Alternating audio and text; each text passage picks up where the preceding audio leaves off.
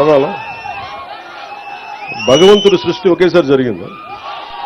అందరం అన్ని కణాల ద్వారా బిగ్ బ్యాంగ్ థియరీ ఉంటుంది. అన్ని కణాలు ఒకేసారి పుట్టింది. అందుకని ఒకళ్ళు ఎక్కువ ఒకళ్ళు తక్కువ ఉండరు. అలాగే ఇంకేం పనిష్మెంట్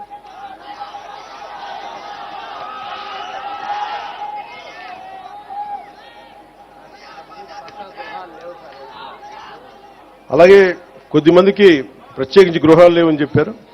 ఆ గృహాలను కూడా ఏర్పాటు చేయమని కలెక్టర్ గారిని దృష్టికి తీసుకొస్తా ఉన్నా.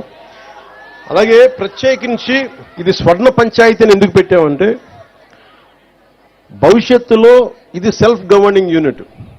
దీనికి ఇదే పాలన చేసుకోగలిగే శక్తి ఉండేలాగా, అంటే ఎక్కడో హైదరాబాద్కి వెళ్ళడం, ఎక్కడో కూర్చోబెట్టి మనం బెంగళూరుకి వెళ్ళడం కాకుండా మన రైల్వే కూడూరులో మన 112 పంచాయతీల్లో వేరే చోటకి వెళ్లకుండా, అంటే ఇక్కడే సైబర్ నెట్ కనెక్టివిటీ, గ్రామాల్లో బ్రాడ్బ్యాండ్ కల్పన, ఫైబర్ ఆప్టిక్స్ ద్వారా గ్రామాలను డిజిటల్ భారత్ వైపు మనం అడుగులేస్తా ఉన్నాం.